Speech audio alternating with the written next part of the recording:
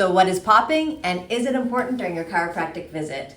So the popping sound happens when the joints are so tight that when you release the tension, the barometric pressure inside the joint changes and gases are released and they pop, and that's what makes the popping sound.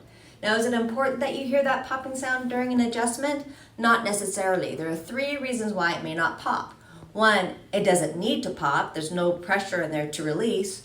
Or 2, that it's so loose it doesn't pop. Or 3, it was too tight, it didn't release. So if you're going to your adjustment and you don't hear a pop, just talk to your chiropractor and ask, was it not popping because it didn't need it? Or was it just too tight and you need another attempt?